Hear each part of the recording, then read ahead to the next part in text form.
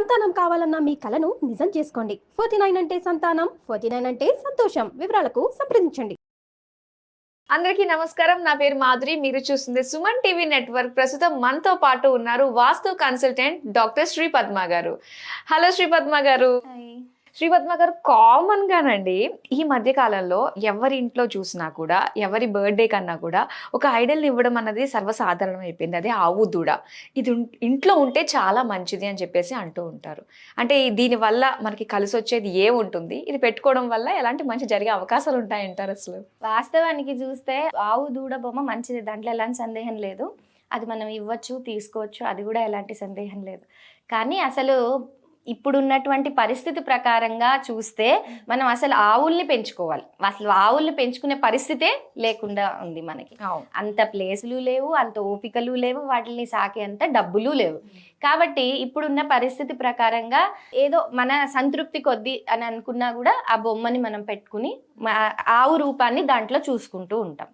అయితే అది ఆవు బొమ్మ అనేటువంటిది నిజంగానే ఎంతో మంచి చేసేటువంటి విషయమే ఇది. అయితే ఇది ఈ జనరల్గా ఎక్కడ పెట్టాలి, వాస్తురీత్యా కూడా చూసుకుంటే మనము ఆవుల కోసం అనేటువంటి ఏదైతే షెడ్ మనం వేస్తూ ఉంటామో అది యాక్చువల్గా ఆవు అనే కాదు, అసలు ఏ జంతువుకైనా సరే మీరు వాయువ్య స్థానంలో పెట్టండి అని అంటారు. వాయువ్య స్థానంలో ఆవులకి కానీ బర్రెలకి కానీ వీటికి మంచిది. కానీ ఆవుకి మాత్రం మనం ఈ ఆఖరికి వచ్చి ఈశాన్యంలో పెట్టుకోవచ్చు అని అంటారు. ఇప్పుడు మన ఇంట్లో పెంపుడు జంతువులు ఉంటాయి, లైక్ డాగ్స్ అవి ఉంటాయి, వాటికి డాగ్ హౌజులు కడతారు.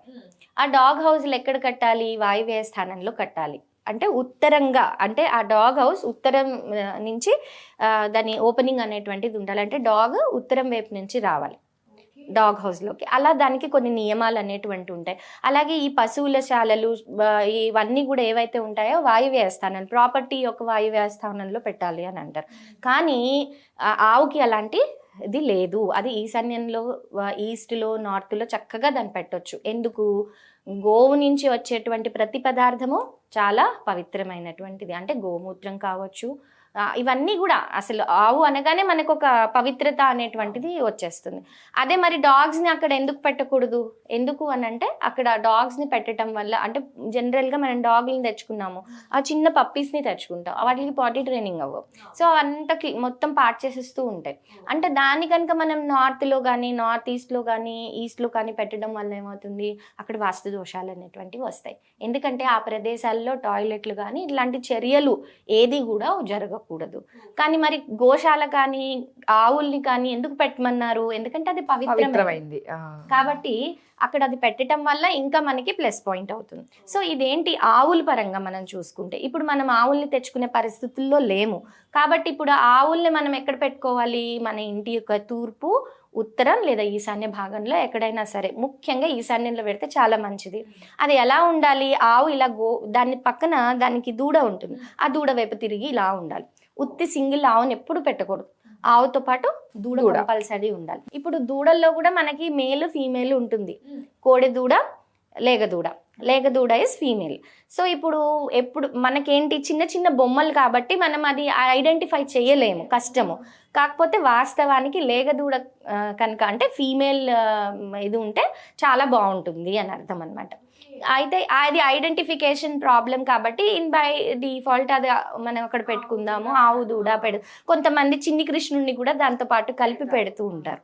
అయితే ఈ ఐడల్స్లో మనకి చాలా మంచిది ఏది అని అంటే గోల్డెన్ కలర్ ఉన్నది. ఇప్పుడు మనం ఈశాన్యంలో కానీ, ఉత్తరంలో కానీ, తూర్పులో కానీ పెట్టమన్నా దీంట్లో చాలా మంచి కలర్ ఏంటి? Golden colour. అండ్ ఎందుకంటే ఇప్పుడు మనకి చాలా రకాల మెటీరియల్స్లో కూడా మనకి దొరుకుతూ ఉంటాయి. మార్బుల్లో దొరుకుతాయి, అలాగే బ్రాస్లో దొరుకుతాయి, ఇత్తడిలో, రాగిలో, పాలరాతిలో. సో ఇలాంటివన్నీ దొరుకుతుంటాయి. సో వీటిలన్నిటిలోకి కూడా ఇత్తడి దొరకగలిగితే చాలా మంచిది. ఎందుకంటే అది ఒరిజినల్గా కూడా మనకు ఒక గోల్డెన్ షేడ్ అనేది వస్తుంది. లేదా ఒక గోల్డెన్ షేడ్ ఉన్నది మట్టిదైతే కూడా మంచిదే. మట్టి అని పేరుతో ప్లాస్టర్ ఆఫ్ ప్యారిస్ చేస్తున్నారు, అలా కాదు, ఒరిజినల్ మట్టితో చేసిందైనా సరే మంచిదే. ఇప్పుడు మనకు అందరికీ తెలిసిందే, ఆవు అంటే సకల దేవతలు ఆవులో నిక్షిప్తమై ఉంటారు అని. మెయిన్గా మనము ఎప్పుడు కూడా ఏంటి, అక్కడ వెనుక భాగం, పృష్ఠ భాగంలో లక్ష్మీదేవి ఉంటుంది అనేటువంటి ఇది ఉంది. అయితే మనకి అది లక్ష్మీ పరంగా మనం దాన్ని, అంటే లక్ష్మీదేవి మన ఇంట్లో ఎప్పుడు అలా స్థిరంగా ఉంటుంది ఈ బొమ్మ ఉంటే అని నమ్ముతారనమాట. అయితే ఇంకొంతమంది ఏం చేస్తారు, ఈ ఆవు దూడ బొమ్మని దేవుడి గదిలో కూడా పెట్టుకుంటారు. అంటే తూర్పు ఉత్తర ఈశాన్య భాగాలే కాకుండా మనం చక్కగా దేవుడి గదిలో పెట్టుకుంటే రోజు పూజ చేసుకోవచ్చు, ముక్కోటి దేవతలకి పూజ చేసినట్టు ఉంటుందనే ఉద్దేశంతో కూడా పెట్టుకుంటారు, తప్పులేదు, పెట్టుకోవచ్చు. సో ఇవి ఇలా ఉండగా ఎవరికైనా ఫర్టిలిటీ ఇష్యూస్ ఉన్నాయి, పిల్లల సంతానం ప్రాబ్లం ఉంది, చాలా కష్టాలు పడుతున్నారు ఆ యాంగిల్లో, అప్పుడు వాళ్ళు ఈ బొమ్మను తీసుకొచ్చి చక్కగా దానికి ఆవుని పూజ చేసుకోగలిగితే ఈ ఆవు దూడకి ఈ సమస్య అనేటువంటి చాలా తొందరగా సాల్వ్ అవుతుంది.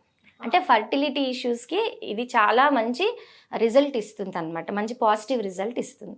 అసలు వాస్తవానికి ఫర్టిలిటీ ప్రాబ్లమ్స్ ఉన్న వాళ్ళు కానీ లేదంటే సంతానం పరంగా సమస్యలు ఉన్న వాళ్ళు కానీ ఎప్పుడు కూడా ఈ గోశాలలకు వెళ్ళి ఆవుని కనుక దానికి సేవ చేసుకోగలిగితే, పూజ చేసుకోగలిగితే, పూజ అంటే ఫస్ట్ మనకి ఏమొస్తుంది, ఇంత బొట్టు పెట్టేసి కెమికల్తో ఉన్నటువంటి రంగులతో ఉన్నటువంటి బొట్టు పెట్టేసి బంతిపూలు అదేమో తినేస్తూ ఉంటుంది ఆ బంతిపూలు, అలా కాదు, అది పూజ కాదు. దానికి సేవ చేయండి, దానికి ఏదైనా గ్రాసం పెట్టండి, దాన్ని తినటానికి పెట్టండి, దానికి అలాగే ఏదైనా దానికి మొత్తం దానికి స్నానం చేయించడం దగ్గర నుండి దాని గోశాల మొత్తం శుభ్రపరచటము, దానికి సంబంధించిన సేవలన్నీ చేయండి. అలా కొంతకాలం చేయటం వల్ల ప్రాబ్లమ్స్ అనేటువంటిది సాల్వ్ అవుతుంది. అయితే ఇవన్నీ అందరి వల్ల కావు, ఇవందరూ చేయలేరు, అంటే వాళ్ళ పరిస్థితుల అనుసారం వాళ్ళు చేయలేరు. అలాంటప్పుడు మనం ఏం చేయాలి అని అంటే ఈ బొమ్మను తెచ్చుకుని మనం దీనికి నిత్య ఆరాధన, అంటే పూజ అంటే మళ్ళీ దానికి ఏదో పువ్వులు దండలు వేసి కాదు, దాన్ని మనను సేవిస్తున్నట్టుగా, అంటే మనస్ఫూర్తిగా దాన్ని ఇష్టపడుతున్నట్టుగా మనం అనుకుని దానికి పూజ చేయాలి. అంటే ప్రెసెంట్ ఉన్న పరిస్థితులకి అది అవ్వదు కాబట్టి ఆ విధంగా మనం విగ్రహ రూపంలో పెట్టుకొని చేసుకోవాలి. ఇప్పుడు భగవంతుడికి కూడా ఆకారం ఉండి పూజించే వాళ్ళు కొంతమంది అయితే భగవంతుడికి ఆకారం అనేది లేదు, నిరాకారుడు అనేటువంటి వాదించే వాళ్ళు 2 రకాలు ఉన్నారు. అయితే ఇది అసలు ఒక బొమ్మను పెట్టి కొలవటం అనేది ఎందుకు జరుగుతుంది, ఎందుకంటే ప్రతి ఒక్కళ్ళకి అంత మైండ్ కాన్సన్ట్రేషన్తో ఉండదు, కాన్సన్ట్రేషన్ పెట్టి ఆ భగవంతుడిని ఊహించుకుంటూ ఆయనను ఆరాధించడం అనేది చేయలేరు. కాబట్టి విగ్రహ రూపంలో ఎదురుగుండా ఉందనుకోండి, ఆయన మన ఎదురుగుండానే ఉన్నాడు కదా అనుకుని కొలుస్తాం. కాబట్టి ఈ యాంగిల్, ఈ పాయింట్ కూడా ఇక్కడ వర్తిస్తుంది అనమాట. అంటే మనం అక్కడ చేయలేనప్పుడు ఇక్కడ చేసుకోవచ్చు. ఆఖరికి వచ్చి ఇంట్లో కూడా ఎప్పుడు ఆవు పాలు, ఆవు పెరుగు ఇవన్నీ తినేవాళ్ళు, ఆవుకి సంబంధించిన వస్తువులు వాడేవాళ్ళు ఎప్పుడు కూడా హెల్తీగా ఉంటారు, ఎలాంటి రోగాలు వాళ్ళ దొరికి రావు. చాలా బాగా చెప్పారండి. అండ్ ఇందులో ఒక పాయింట్ మాత్రం అండర్లైన్ చేసుకుని మరీ వినాలి ప్రతి ఒక్కళ్ళు, ఏంటంటే కెమికల్స్ బొట్లు, కుంకుమ పసుపు అన్ని వేసేసి చేస్తూ ఉంటారు. సో దానికి చాలా ఇబ్బంది అవన్నీ కూడా. అవి లేకుండా సేవ చాలా రకాలుగా ఉంటుంది, ఆ విధంగా చేసుకోవచ్చు అని మంచి విషయం తెలియజేశారు. థ్యాంక్ యూ సో మచ్ అండి.